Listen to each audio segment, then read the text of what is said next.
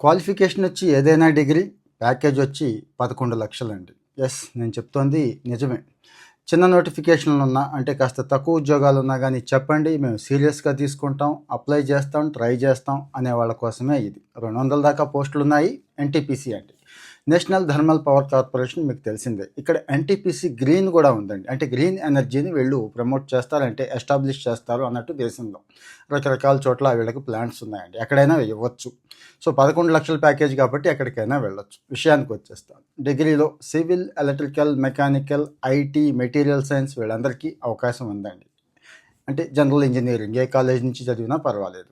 అలాగే హెచ్ఆర్ కూడా ఉన్నాయండి. అంటే హెచ్ఆర్ మార్కెటింగ్ అంటాం కదా, ఫైనాన్స్, ఇవి కూడా ఉన్నాయి.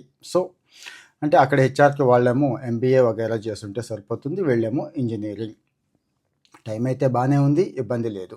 మే 1 వరకు కూడా అవకాశం ఉంది. వెబ్సైట్ వగైరా అన్ని వివరాలు ఇక్కడ ఇచ్చేస్తాను. ఎగ్జామ్ వచ్చి 100 మార్కులకి, అంటే మొత్తం 100 మార్కులకి 70కి వచ్చి రిటర్న్ టెస్ట్ ఉంటుందండి. రిటర్న్ టెస్ట్ అంటే ఇక తెలుసు కదా, మన జనరల్ స్టడీస్లో ఏముంటాయి మీకు తెలుసు, reasoning, verbal, non verbal, arithmetic ఇవన్నీ ఉంటాయి కదా, అవే పెడతారు అన్నట్టు.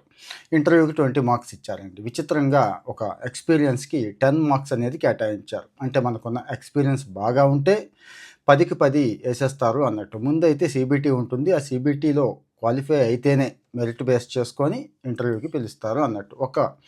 వైజాగ్లోనే ఉందండి, హైదరాబాద్లో కూడా ఇవ్వలేదు. ఎగ్జామ్ సెంటర్ కేవలం వైజాగ్ మాత్రమే ఇచ్చారు. అంటే తెలుగు రాష్ట్రాల విద్యార్థులందరూ కూడా వైజాగ్ వెళ్ళి రాసుకోవాల్సి ఉంటుంది.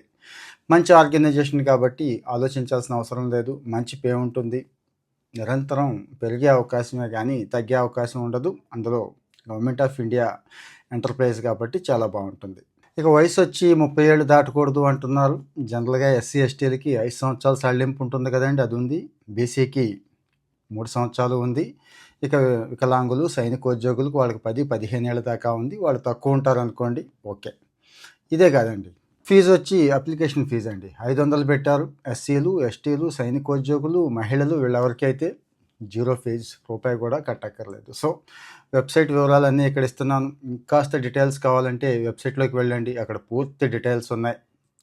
చిన్న ఉద్యోగం అని కాదు, ఒక్క ఉద్యోగం ఉన్నా నాదే, నేను కొడతాను, ట్రై చేస్తాను అనే వాళ్ళకి చాలా చాలా బాగుంటాయి. ప్రయత్న లోపం ఉండకూడదు కదండి, ప్రయత్నం చేయాలి. అలాగే ఇక ఎగ్జామ్స్ సంబంధించి ఎవరైనా టిప్స్ చెప్తే బాగుండు, ఫ్రీ మెటీరియల్ ఇస్తే బాగుండు, మాక్ టెస్టులు ఉంటే బాగుండు అనే వాళ్ళకి మన మాక్ మెంటర్ వాళ్ళు త్వరలోనే ఇస్తామంటున్నారు.